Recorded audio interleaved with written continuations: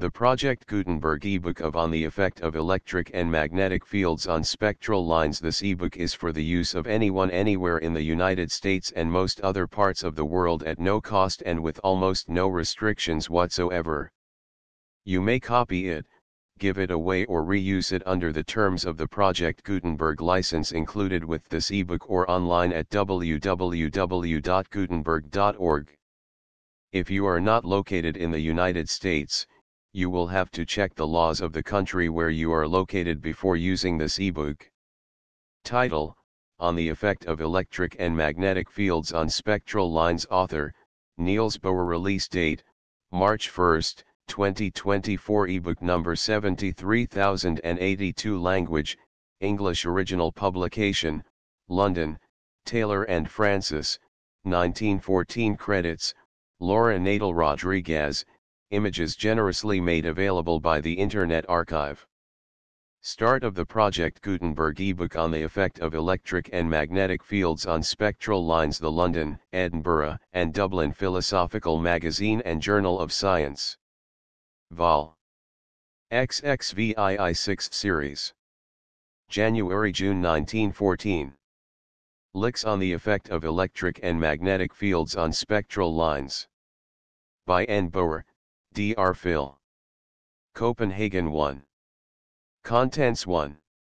The emission of a line spectrum. 2. The effect of an electric field. 3. The effect of a magnetic field. 4. Double spectral lines. Concluding remarks. In a previous paper 2, the writer has shown that an explanation of some of the laws of line spectrum may be obtained by applying Planck's theory of black radiation to Rutherford's theory of the structure of atoms. In the present paper these considerations will be further developed, and it will be shown that it seems possible on the theory to account for some of the characteristic features of the recent discovery by Stark III of the effect of an electric field on spectral lines, as well as of the effect of a magnetic field first discovered by Zeeman. It will also be shown that the theory seems to offer an explanation of the appearance of ordinary double spectral lines for 1. The emission of a line spectrum.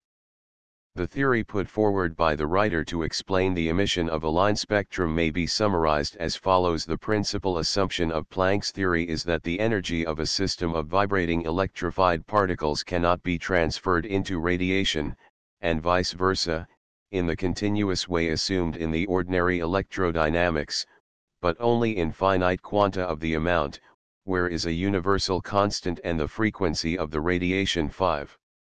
Applying this assumption to the emission of a line spectrum, and assuming that a certain spectral line of frequency corresponds to a radiation emitted during the transition of an elementary system from a state in which its energy is to one in which it is, we have, according to Balmer, Rydberg, and Ritz, the frequency of the lines in the line spectrum of an element can be expressed by the formula where and are whole numbers and a series of functions of which can be expressed by where is a universal constant and a function which for large values of approaches the value unity.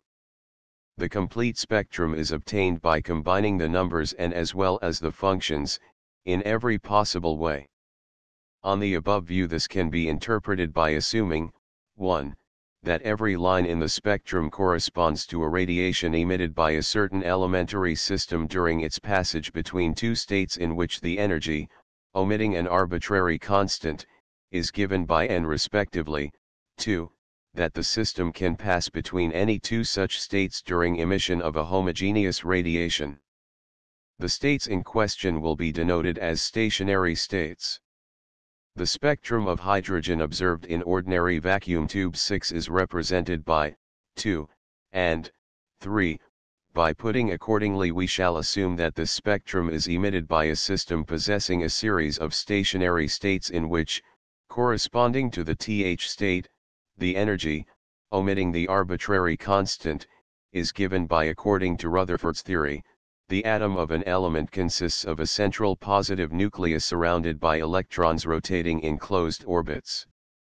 Concordant evidence, obtained in very different ways, indicates that the number of electrons in the neutral atom is equal to the number of the corresponding element in the periodic table 6. On this theory, the structure of the neutral hydrogen atom is of extreme simplicity. It consists of an electron rotating round a positive nucleus of opposite charge. In such a system we get on the ordinary mechanics the following equations for the frequency of revolution and the major axis of the relative orbit of the particles, where and are the charges, and the masses of the nucleus and the electron respectively, and where is the amount of energy to be transferred to the system in order to remove the electron to an infinite distance from the nucleus. It may be noticed that the expressions are independent of the degree of eccentricity of the orbits.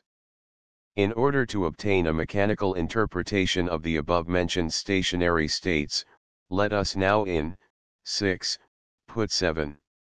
This gives, according to this view, a line of the hydrogen spectrum is emitted during the passage of the atom between two stationary states corresponding to different values for. We must assume that the mechanism of emission cannot be described in detail on the basis of the ordinary electrodynamics.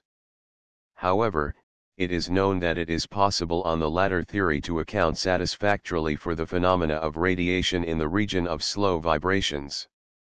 If our point of view is sound, we should therefore expect to find in this region some connection between the present theory and the ordinary ideas of electrodynamics. From 7, we see that vanishes for large values of, and that at the same time the ratio tends to unity. On the present theory, the frequency of the radiation emitted by the transition from the TH to the TH stationary state is equal to. When is large, this approaches to.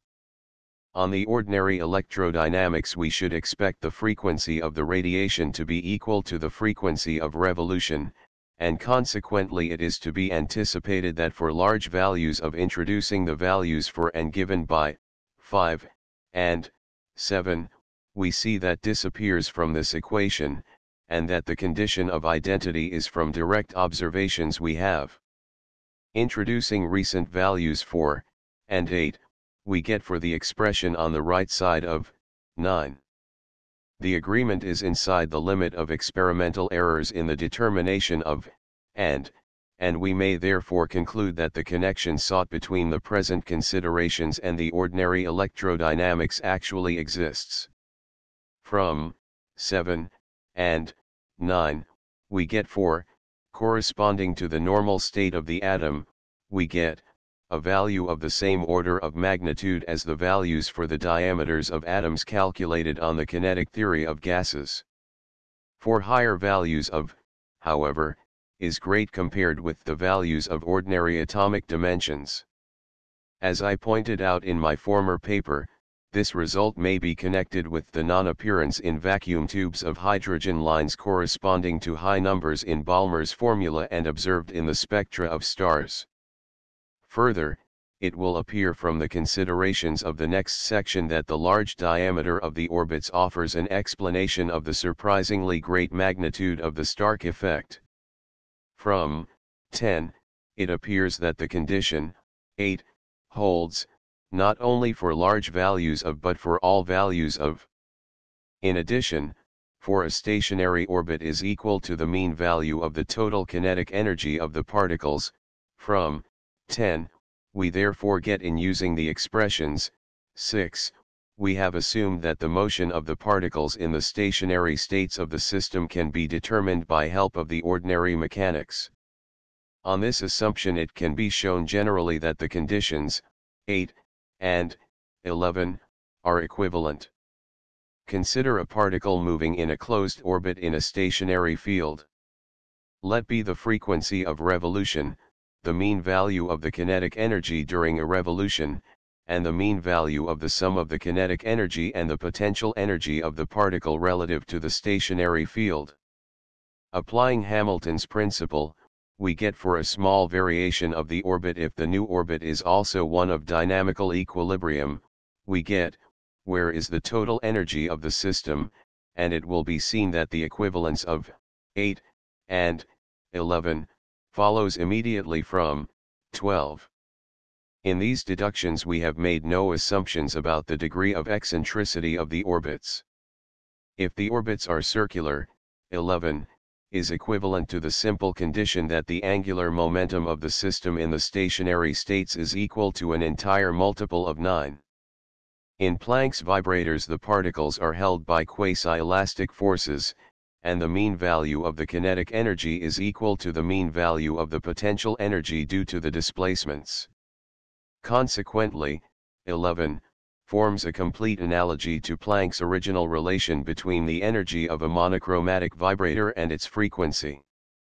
This analogy offers another way of representing the present theory, a way more similar to that used in my former paper 10. Considering, however, the widely different assumptions underlying the relation, 11, and Planck's relation, it may seem more adequate not to seek the basis of our considerations in the formal analogy in question, but directly in the principal condition, 1, and in the laws of the line spectra. In dealing with the more complicated structure of the spectra of other elements, we must assume that the atoms of such elements possess several different series of stationary states. This complexity of the system of stationary states, compared with that of the hydrogen atom, might naturally be anticipated from the greater number of electrons in the heavier atoms, which render possible several different types of configurations of the particles. According to 1, 2, and 3, the energy of the Th state in the Th series is, omitting the arbitrary constant, given by the present theory, is not sufficiently developed to account in detail for the expression, 13. However, a simple interpretation may be obtained of the fact that in every series approaches unity for large values of. Suppose that in the stationary states one of the electrons moves at a distance from the nucleus which is large compared with the distance of the other electrons. If the atom is neutral, the outer electron will be subject to very nearly the same forces as the electron in the hydrogen atom. Consequently, the expression, 13, may be interpreted as indicating the presence of a number of series of stationary states of the atom in which the configuration of the inner electrons is very nearly the same for all states in one series, while the configuration of the outer electron changes from state to state in the series approximately in the same way as in the hydrogen atom. It will appear that these considerations offer a possible simple explanation of the appearance of the Rydberg constant in the formula for the spectral series of every element. In this connection, however, it may be noticed that on this point of view the Rydberg constant is not exactly the same for every element, since the expression, 8, for depends on the mass of the central nucleus. The correction due to the finite value of is very small for elements of high atomic weight, but is comparatively large for hydrogen. It may therefore not be permissible to calculate the Rydberg constant directly from the hydrogen spectrum. Instead of the value 109,675 generally assumed, the theoretical value for a heavy atom is 109,735. 2. The effect of an electric field. As mentioned above, J. Stark has recently discovered that the presence of an external electric held produces a characteristic effect on the line spectrum of an element. The effect was observed for hydrogen and helium. By spectroscopic observation in a direction perpendicular to the held, each of the lines of the hydrogen spectrum was broken up into 5 homogeneous components situated very nearly symmetrically with regard to the original line. The 3 inner components were of feeble intensity and polarized with electric vector perpendicular to the field, while the 2 outer stronger components were polarized with electric vector parallel to the field. The distance between the components was found to be proportional to the electric force within the limits of experimental errors. With a field of 13,000 volt per centimeter, the observed difference in the wavelength of the 2 outer components was n for n respectively. For both systems of lines emitted by helium, Stark observed an effect on the lines of the diffuse series which was of the same order of magnitude as that observed for the hydrogen lines, but of a different type. Thus the components were situated unsymmetrically with regard to the original line, and were also not polarized relative to the field. The effect of the field on the lines of the principal series and the sharp series was very small and hardly distinguishable. On the theory of this paper, the effect of an external field on the lines of a spectrum may be due to two different causes. 1. The field may influence the stationary states of the emitting system, and thereby the energy possessed by the system in these states. 2. It may influence the mechanism of transition between the stationary states, and thereby the relation between the frequency of the radiation and the amount of energy emitted. Considering an external electric field, we shall not expect an effect of the second kind. Having assumed the atoms to be systems of particles governed by electrostatic forces, we may consider the presence of the field simply as a complication of the original system, but on the interpretation given in the former section of the general principle of rates of combination of spectral lines, we may expect that the relation, 1, will hold for every system of electrified particles. It appears that a necessary condition for the correctness of this view is that the frequencies of the components of spectral lines produced by the electric field can be expressed by a formula of the type 2. As we shall see, this seems to be consistent with Stark's experiments. Let us first consider the effect of an electric field on the hydrogen spectrum. In order to find the effect of the field on the energy of the atom in the different stationary states, we shall seek for its influence on the relation between the energy and the frequency of the system. In this calculation we shall make use of the ordinary mechanics, from analogy with the considerations of the former section. For simplicity, let us suppose that the mass of the nucleus is infinitely great in comparison with that of the electron. Consider an electron originally moving in a circular orbit round the nucleus. Through the effect of an external electric field, the orbit will be deformed. If the force is not accurately perpendicular to the plane of the orbit, this deformation will in course of time be considerable, even if the external electric force is very small compared with the attraction between the particles.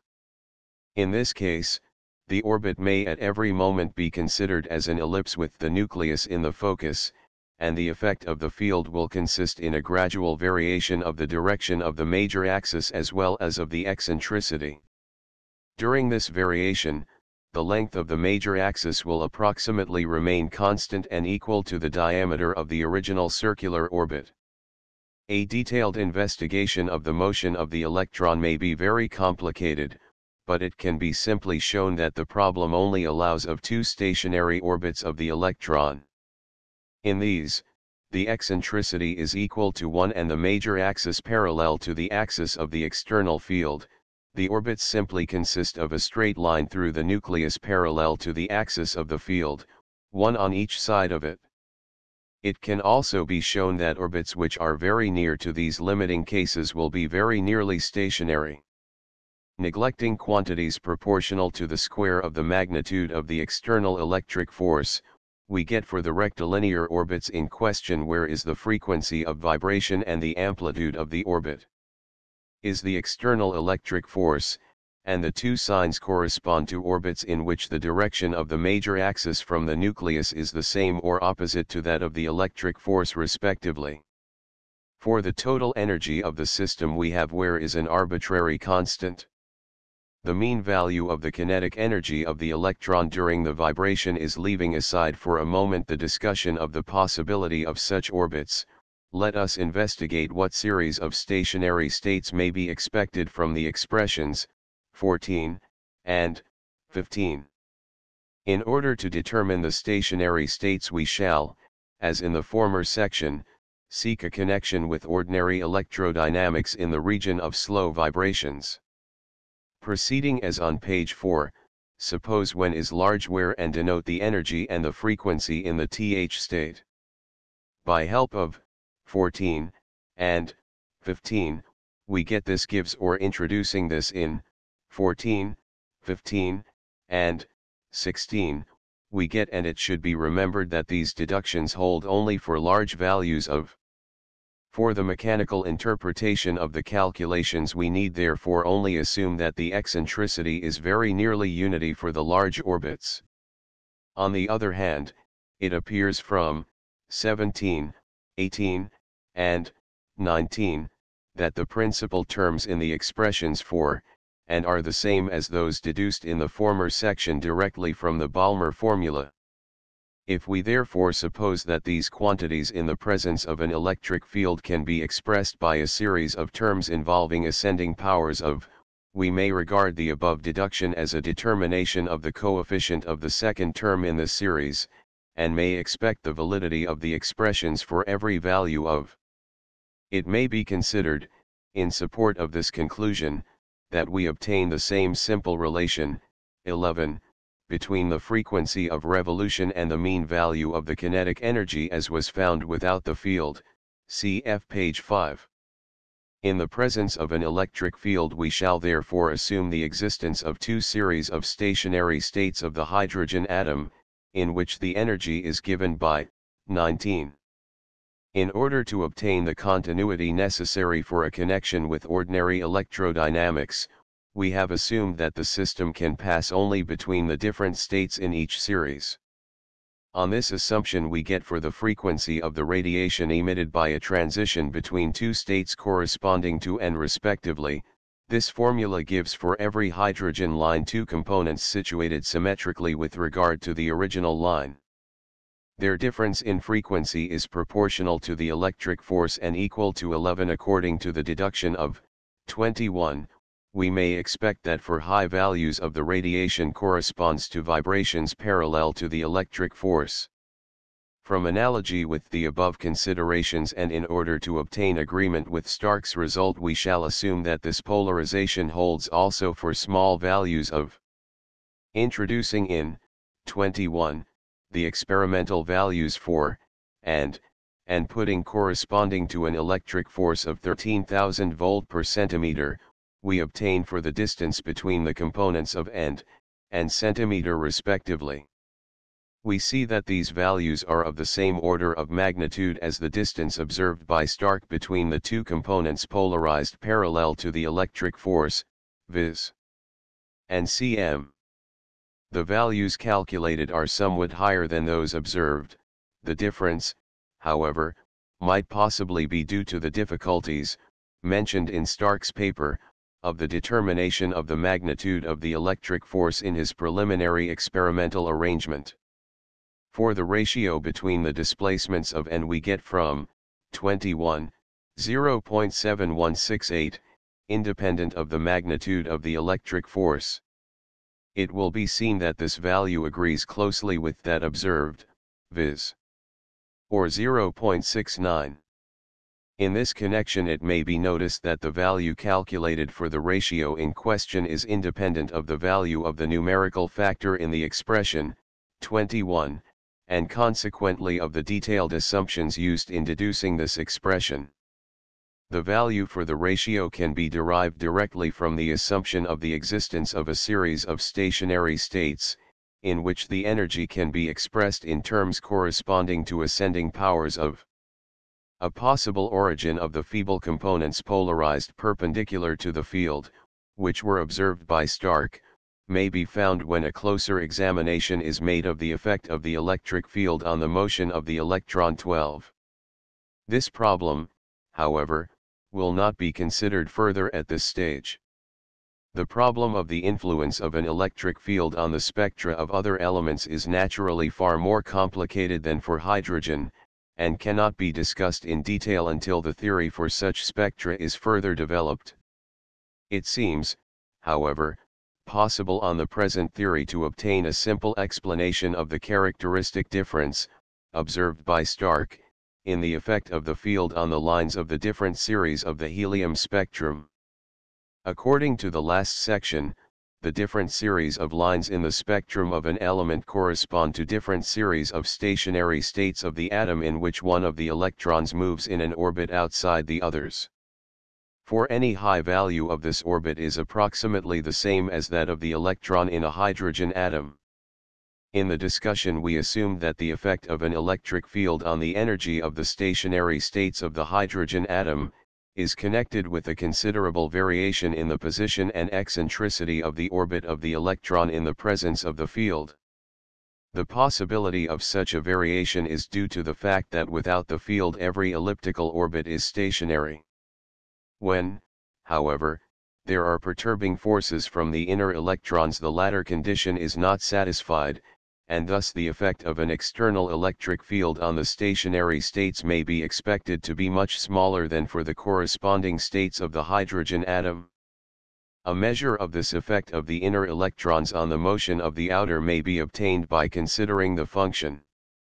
The nearer this function approaches unity, the smaller is the disturbance due to the inner electrons, and the more the motion of the outer approaches to that of the electron in the hydrogen atom.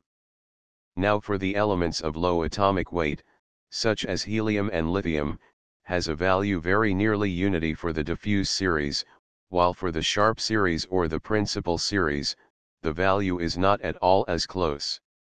On our theory we should, therefore, expect a much greater influence of an electric field on the first series than on the other two series. This is in agreement with Stark's experiments 13. On the present point of view, a line of the diffuse series of the helium spectrum corresponds to a transition between two stationary states, one of which is affected by the presence of an electric field, and the other not, while for the hydrogen lines both states were assumed to be affected by the field. This circumstance may afford an explanation of the fact observed by Stark, viz. That the components of the helium lines were not polarized relatively to the field like the hydrogen lines. 3. The effect of a magnetic field. An effect of a magnetic field on the line spectrum of an element was discovered by Zeeman in 1896. By spectroscopic observation in a direction perpendicular to the field, the lines are resolved, in the simplest case, into symmetrical triplets of which the central components have the same position as the original line and are polarized with electric vector parallel to the field, while the outer components are polarized with electric vector perpendicular to the magnetic field. As is well known, Lorentz succeeded in explaining this result on the basis of the classical electron theory. According to his calculation, which was found to agree with Zeeman's observation within the limit of experimental error, the difference in frequency between the outer and the inner components is the same for every spectral line, and equal to where is the magnetic force and the velocity of light. Later, more complicated types of magnetic effect on spectral lines have been observed. In most cases, however, simple numerical relations are found to exist between the distance 14 of the components observed and that calculated by Lorentz. Further, the recent experiments by Paschen and Bach 15 on the magnetic effect on double lines, which will be mentioned in the next section, indicate that the complicated types of Zeeman effect are intimately connected with complication of structure in the undisplaced lines. Theoretical explanations of these results have been proposed by Voigt 16 and Sommerfeld 17. Since in the presence of a magnetic field the spectrum of an element cannot be expressed by a formula of the type 2, it follows that the effect of the field cannot be explained by considerations analogous to those employed in section 2 in considering the effect of an electric field. If we retain the principal assumption of stationary states, we must assume that a magnetic field exerts an influence on the mechanism of transition between the stationary states, and thereby on the relation between the frequency of the radiation and the amount of energy emitted, cf. page 8. In order to investigate this problem we shall seek a connection with ordinary mechanics in the region of slow vibrations, from analogy with the procedure of the former sections. Consider an electron rotating round a positive nucleus of infinite mass. In the stationary states of the system the motion of the electron without any field will be an ellipse with the nucleus in the focus. Similarly, suppose that in the presence of a magnetic field the motion of the electron in the stationary states can be calculated in the ordinary way, then, according to a general theorem of Larmor 18, The orbit of the electron in the field will be a superposition of an elliptical orbit and a uniform rotation round an axis through the nucleus parallel to the magnetic force. This implies a neglect of terms proportional to the square of the magnetic force. The frequency of rotation is equal to in 23. According to ordinary electrodynamics, the radiation emitted by the rotating system will correspond to a Zeeman triplet, the central component of which has the same frequency as the frequency of revolution in the elliptical orbit. In addition, Langevin 19 has shown that the total energy of the system is not altered by the rotation, since a possible gain in the kinetic energy of the electrons may be considered as balanced by a corresponding loss of potential energy of the whole system relative to the field. In order, therefore, to obtain the connection with the ordinary mechanics and at the same time to be in agreement with experiment 20, we are led to assume that the effect of a magnetic field on the stationary states of the hydrogen atom consists simply in a superposed rotation of frequency round the axis of the field, and that the radiation emitted by the transition between two stationary states is changed by the field so as to have the polarization and frequencies of a Zeeman triplet. It will be seen that this assumption is equivalent to supposing that the energy of the hydrogen atom in its stationary states is not altered by the presence of the field, but that the relation, 1, in case of vibrations perpendicular to the field is replaced by the relation. The essential difference between these assumptions and those employed in explaining the effect of an electric field will be noticed 21. From the analogy between the explanation of the hydrogen spectrum and that of spectral series of other elements given in the first section, we may naturally assume that similar assumptions will hold for the stationary states of other atoms. A possible explanation on this basis of the complex Zeeman effect of double lines will be indicated in the next section. 4. Double spectral lines. According to the considerations used in sections 1 and 2, each series of lines in the spectrum of an element corresponds to a series of stationary states of the atom, in which one of the electrons moves outside the others. The configuration of the inner electrons is assumed to be very nearly the same in each series, while that of the outer electron changes from state to state approximately in the same way as that of the electron in the stationary states of the hydrogen atom. On this interpretation we may naturally assume that the appearance of double lines in the spectra of many elements 22 is due to small perturbing forces originating in the configuration of the inner electrons and having a different effect on the motion of the outer electron according to different positions of its orbits. From the fact that the frequency of the components of double lines can be expressed by a formula of the type 2, we may conclude, on the considerations of section 2 and 3, that the perturbing forces in question are of electrostatic and not of electromagnetic origin. As we shall see, this view seems to offer a simple explanation of the laws observed for the variation of the distances between the components in a series of double lines. At a distance from the center of the atom, great in comparison with the distances of the inner electrons, the total force due to the nucleus and the inner electrons will be very nearly equal to that from a nucleus of a single positive charge. At a distance the force may be expressed by where, may vary with the direction of the line from the nucleus to the outer electron, as well as with the time. The second term in 25 corresponds to a configuration of the inner electrons and the nucleus equivalent to an electric doublet. In case of such a configuration it will appear that the condition of dissymmetry necessary for a different effect on different orbits of the outer electron is satisfied.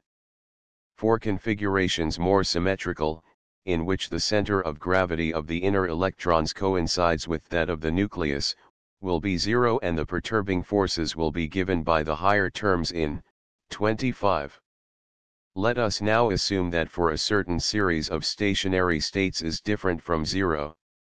According to our considerations, the major axis of the orbit of the outer electron is approximately equal to that in the stationary states of the hydrogen atom. The major axis will therefore be approximately proportional to. Accordingly the quantity corresponding to in the equation, 19, and due to the second term in 25, will vary approximately as the difference in the energy of the two stationary states corresponding to 19, may therefore be expected to vary approximately as. This corresponds to the variation observed for the distances between the components of the double lines in the spectra of the alkali metals. The visible spectra of the alkali metals consist of three series of double lines. The difference in frequency of the components of the lines of the sharp series and the diffuse series is the same for every line. For the principal series, the difference diminishes rapidly with the number of the line in the series, the difference being approximately proportional to the inverse fourth power of this number. It will appear that this spectrum can be interpreted on the assumption of three series of stationary states of the atom, corresponding to different configurations of the inner electrons, viz., two single series I and II, and a double series III. Representing for every two stationary states for which the difference in energy varies in proportion to. The principal series of doublets corresponds to a transition from a pair of the states 3 to the first state of I, while the sharp and diffuse series correspond to transitions respectively from states I and II to the first pair of state 3.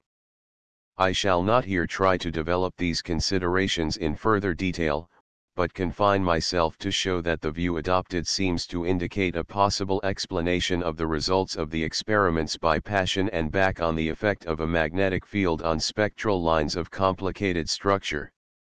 The characteristic result of these experiments is the great difference between the effect of a weak and a strong magnetic field. In the presence of a weak magnetic field, the components of a double line are resolved in a complicated way. If the field increases, the distances between the subcomponents at first increase regularly with the strength of the field. When, however, the distances are of the same order of magnitude as the distance between the components of the original double line, the aspect of the system of lines gradually alters. The single lines get diffuse and grow together, and when the field is increased still more, the whole system of lines tends to shrink into three homogeneous components, with the same relative positions as the components of a simple Zeeman triplet. An analogy to these results is obtained by considering the simultaneous effect of an electric and a magnetic field on a system consisting of an electron rotating round a nucleus of infinite mass. In section 2 we assumed that the effect of an external electric field is to increase the eccentricity of the orbit of the electron and to direct the major axis parallel to the electric force. According to section 3, the effect of a magnetic field is to superpose a rotation of uniform frequency on the orbit of the electron. To consider the simultaneous effect of electric and magnetic fields, the axes of which are perpendicular to each other, let us first suppose that the effect of the electric force is large compared with the effect of the magnetic force. In this case, the directing effect of the electric force will oppose the rotatory effect of the magnetic force, and the result may be the appearance of a number of stationary orbits close to the orbits to be expected when the electric field acts alone. If, on the other hand, the effect of the magnetic field is large compared with that of the electric field, the directing effect of the latter cannot prevent the general rotation of the system, and it is easily seen that the case will be very similar to that due to the magnetic field alone. The necessary condition for the application of this analogy to the case of the magnetic effect on double lines, is that the configuration of the inner electrons does not rotate in the field with the same frequency as the orbits of the outer electrons.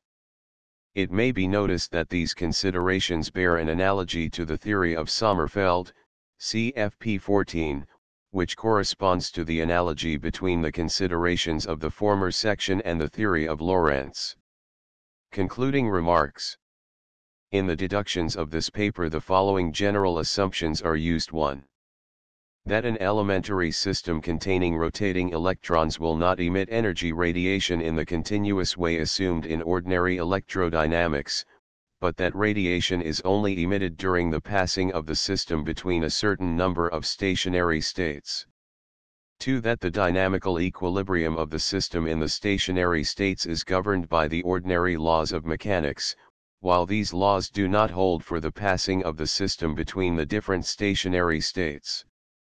3. That the radiation emitted during the passing of the system between two stationary states is homogeneous, and that only in the region of slow vibrations does the frequency approach that to be expected on ordinary electrodynamics, while in general the frequency is determined by the relation, where is the total amount of energy emitted and Planck's constant.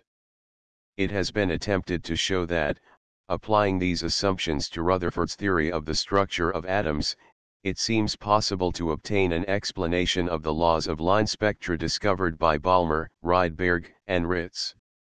It has further been attempted to show that it seems possible to account for some of the general features of the effect of magnetic and electric fields on spectral lines discovered by Zeeman and Stark.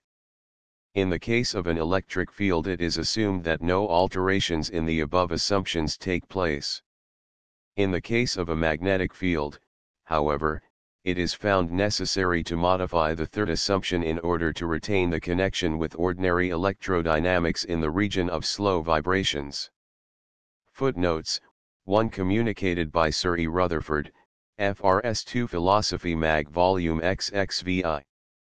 Pages 1, 476, 857, 1913. 3 Sitzungsb. DKGL Akad. Dewis. Berlin, 1913, p. 932. 4. While this paper was in course of preparation, a theoretical paper dealing with the same subject was published by E. Warburg, Verh die Deutsch. Physical Guess. 15 p. 1259, 1913. The later finds that the effect of electric and magnetic fields to be expected on my theory of the hydrogen spectrum is of the same order of magnitude as determined by experiment.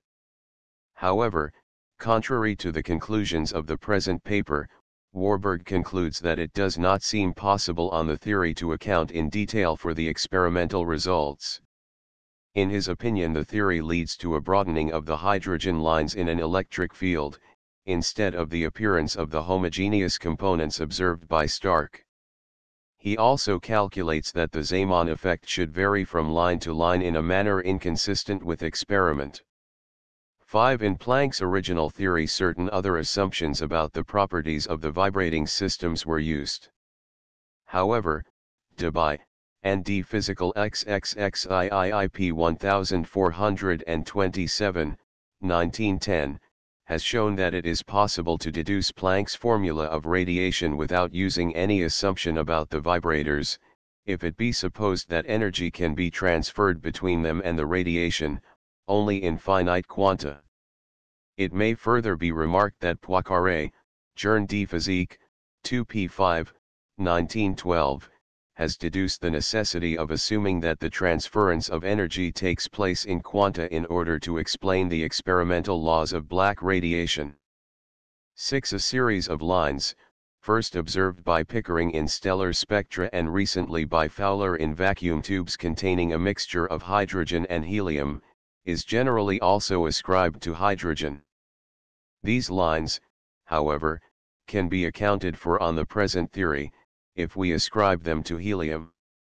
Philosophy Mag LOCCIT p10, Comp also Natureski p 231, 1913, dot. 7 Comp AVD Broke, Physical Zeitschrift. 14 p 32, 1913, Comp also several recent contributions to Nature. 8 Philosophy Mag LOCCIT p 487.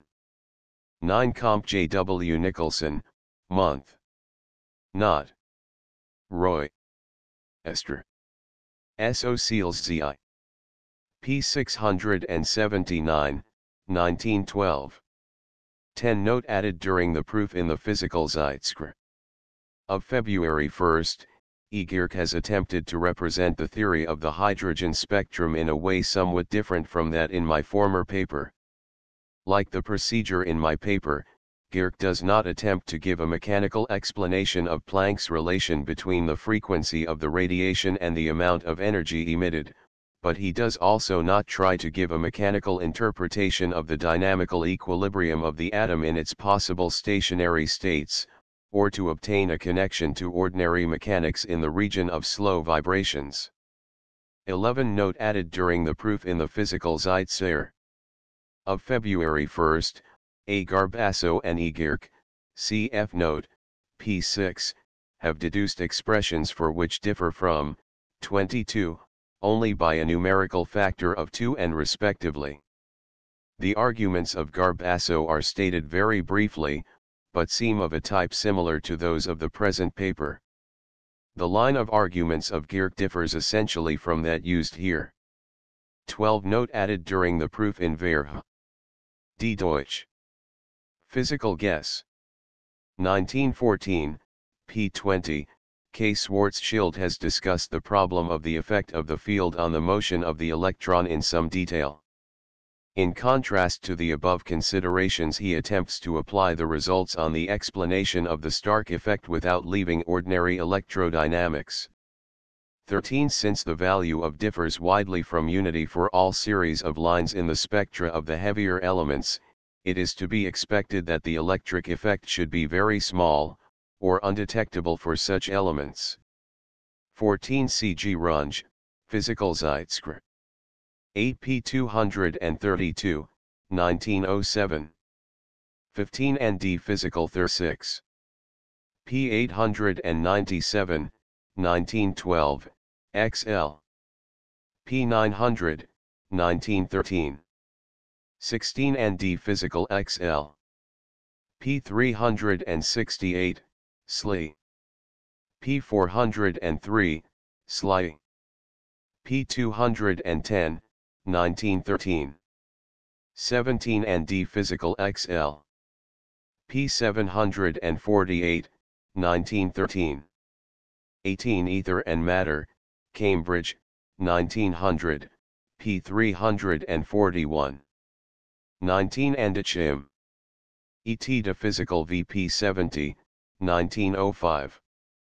In this connection it may be remarked that on the present theory the rotation will give rise to diamagnetism only, since the kinetic energy of the electrons in the stationary states cannot be transferred into heat motion such as is supposed by Langevin in his theory of magnetism.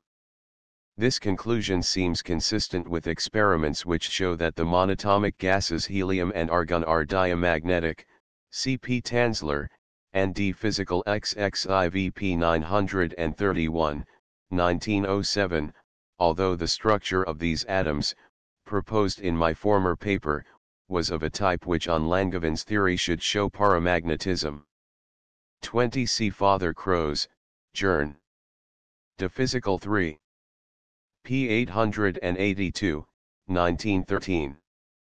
21 Note added during the proof in Physical Zeitschrift of February 15, K. Hertzfeld has discussed in detail the different possibilities of the effect of a magnetic field which might be expected on the theory of the hydrogen spectrum proposed by the writer. His conclusions are equivalent with those obtained above. In addition, he considers the effect of terms proportional to the square of the magnetic force and shows that in a strong magnetic field these terms may be expected to have an appreciable influence on the magnetic resolution of the hydrogen lines corresponding to high numbers in the Balmer series. This is a consequence of the large orbits of the electron in the stationary states corresponding to high values of 22. The lines of the ordinary hydrogen spectrum from a vacuum tube also appear as close doublets with high dispersion. Considering, however, the want of sharpness of the lines and the discrepancies between the distance of components found by different observers, it seems probable that the lines are not true doublets, but are due to an effect of the electric field in the discharge. This is also indicated by the fact that the distance between the components observed increases with the number of the line, contrary to the behavior of ordinary double lines. The distance between the components observed by Paschen and Bach, LOCCIT, was centimeter and centimeter for n respectively. According to Stark's experiments on this corresponds to a resolution produced by an electric force of about 900 volt per cm.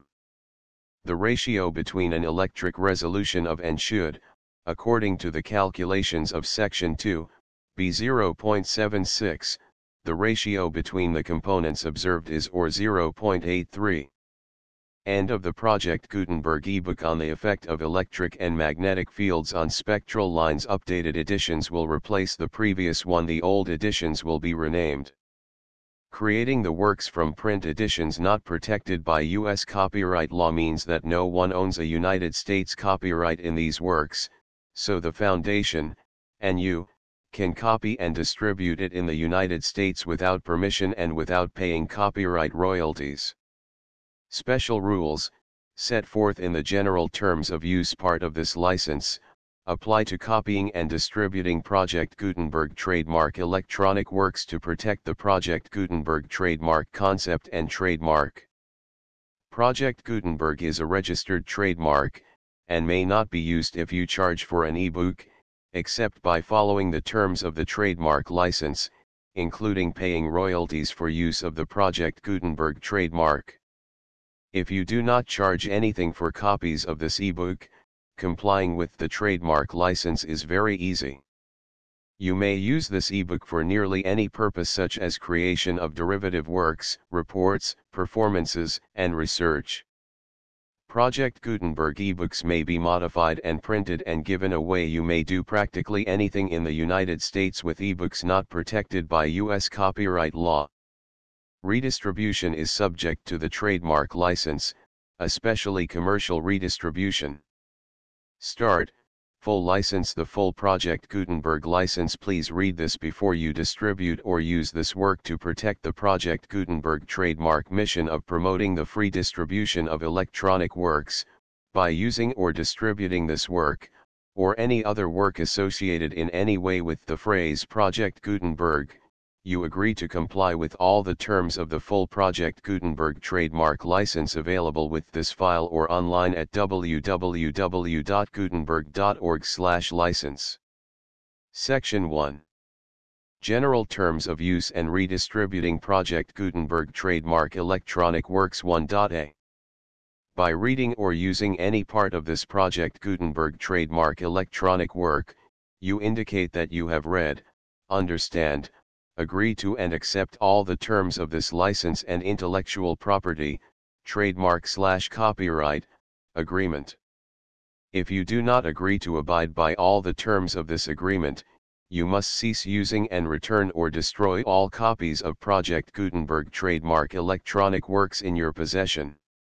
If you paid a fee for obtaining a copy of or access to a Project Gutenberg trademark electronic work and you do not agree to be bound by the terms of this agreement, you may obtain a refund from the person or entity to whom you paid the fee as set forth in paragraph 1.e.8. 1.b. Project Gutenberg is a registered trademark. It may only be used on or associated in any way with an electronic work by people who agree to be bound by the terms of this agreement. There are a few things that you can do with most Project Gutenberg trademark electronic works even without complying with the full terms of this agreement. See paragraph 1.c below. There are a lot of things you can do with Project Gutenberg trademark electronic works if you follow the terms of this agreement and help preserve free future access to Project Gutenberg trademark electronic works. See paragraph 1.e below. 1.c. The Project Gutenberg Literary Archive Foundation, the Foundation or PGLOF, owns a compilation copyright in the collection of Project Gutenberg trademark electronic works. Nearly all the individual works in the collection are in the public domain in the United States.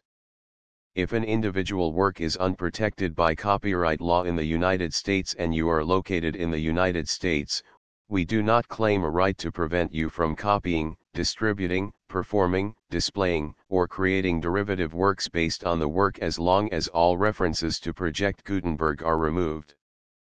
Of course, We hope that you will support the Project Gutenberg trademark mission of promoting free access to electronic works by freely sharing Project Gutenberg trademark works in compliance with the terms of this agreement for keeping the Project Gutenberg trademark name associated with the work. You can easily comply with the terms of this agreement by keeping this work in the same format with its attached full Project Gutenberg trademark license when you share it without charge with others. 1.d. The copyright laws of the place where you are located also govern what you can do with this work. Copyright laws in most countries are in a constant state of change. If you are outside the United States, check the laws of your country in addition to the terms of this agreement before downloading, copying, displaying, performing, distributing or creating derivative works based on this work or any other Project Gutenberg trademark work. The Foundation makes no representations concerning the copyright status of any work in any country other than the United States. 1.e Unless you have removed all references to Project Gutenberg, 1.e.1.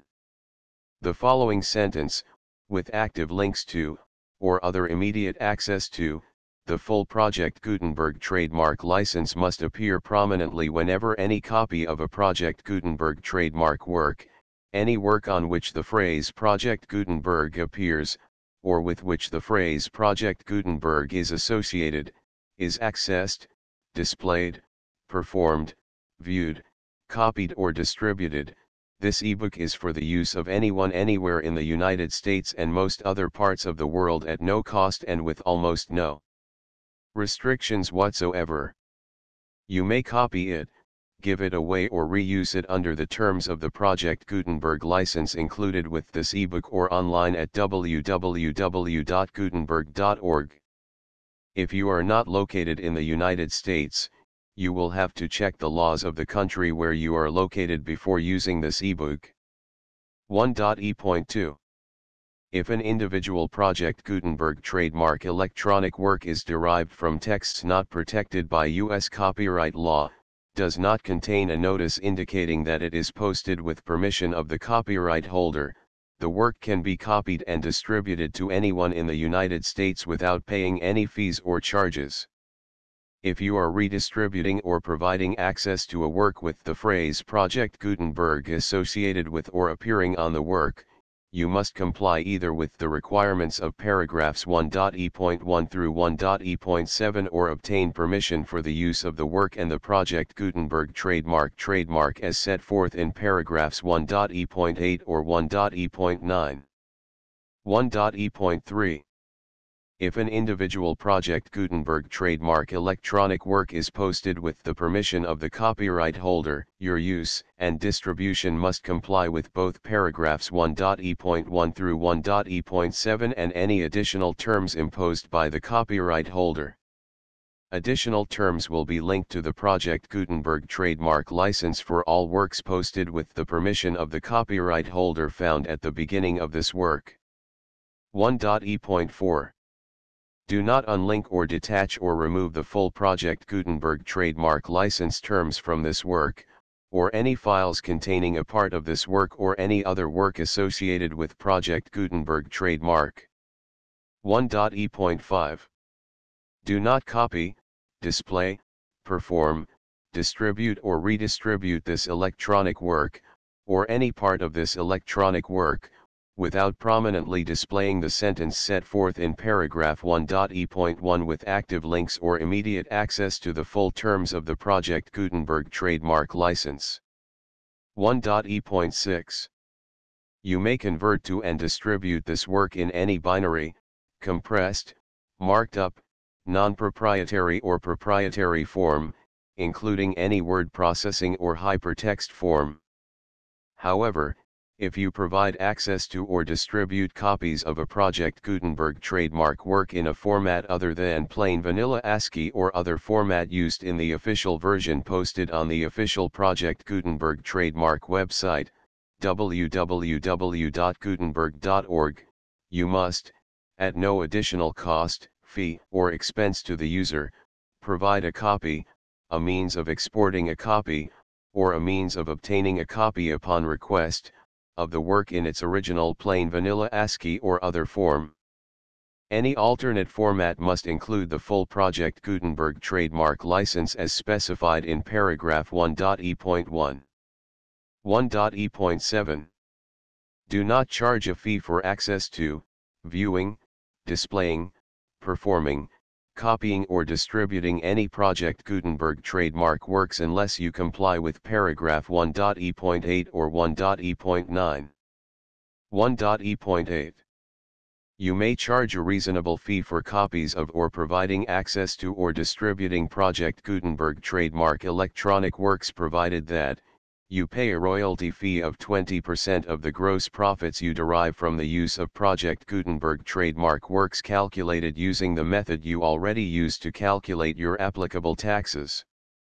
The fee is owed to the owner of the Project Gutenberg trademark, but he has agreed to donate royalties under this paragraph to the Project Gutenberg Literary Archive Foundation. Royalty payments must be paid within 60 days following each date on which you prepare, or are legally required to prepare, your periodic tax returns. Royalty payments should be clearly marked as such and sent to the Project Gutenberg Literary Archive Foundation at the address specified in Section 4, Information about donations to the Project Gutenberg Literary Archive Foundation. You provide a full refund of any money paid by a user who notifies you in writing, or by email, within 30 days of receipt that he does not agree to the terms of the full Project Gutenberg trademark license. You must require such a user to return or destroy all copies of the works possessed in a physical medium and discontinue all use of and all access to other copies of Project Gutenberg trademark works. You provide, in accordance with paragraph 1.f.3, a full refund of any money paid for a work or a replacement copy, if a defect in the electronic work is discovered and reported to you within 90 days of receipt of the work. You comply with all other terms of this agreement for free distribution of Project Gutenberg trademark works. 1.e.9. If you wish to charge a fee or distribute a Project Gutenberg trademark electronic work or group of works on different terms than are set forth in this agreement, you must obtain permission in writing from the Project Gutenberg Literary Archive Foundation, the manager of the Project Gutenberg trademark. Contact the Foundation as set forth in Section 3 below. 1.f.1.f.1. Project Gutenberg volunteers and employees expend considerable effort to identify, do copyright research on, transcribe and proofread works not protected by U.S. copyright law in creating the Project Gutenberg trademark collection. Despite these efforts, Project Gutenberg trademark electronic works, and the medium on which they may be stored, may contain defects, such as, but not limited to, incomplete, inaccurate or corrupt data, transcription errors, a copyright or other intellectual property infringement, a defective or damaged disk or other medium, a computer virus, or computer codes that damage or cannot be read by your equipment. 1.f.2. Limited warranty, disclaimer of damages, except for the right of replacement or refund described in paragraph 1.f.3, the Project Gutenberg Literary Archive Foundation, the owner of the Project Gutenberg trademark, and any other party distributing a Project Gutenberg trademark electronic work under this agreement, disclaim all liability to you for damages, costs, and expenses, including legal fees. You agree that you have no remedies for negligence, strict liability, breach of warranty or breach of contract except those provided in paragraph 1.f.3. You agree that the Foundation, the trademark owner, and any distributor under this agreement will not be liable to you for actual, direct, indirect, consequential, punitive, or incidental damages even if you give notice of the possibility of such damage. 1.f.3. Limited right of replacement or refund. If you discover a defect in this electronic work within 90 days of receiving it, you can receive a refund of the money, if any, You paid for it by sending a written explanation to the person you received the work from. If you received the work on a physical medium, you must return the medium with your written explanation. The person or entity that provided you with the defective work may elect to provide a replacement copy in lieu of a refund. If you received the work electronically, the person or entity providing it to you may choose to give you a second opportunity to receive the work electronically in lieu of a refund. If the second copy is also defective, you may demand a refund in writing without further opportunities to fix the problem.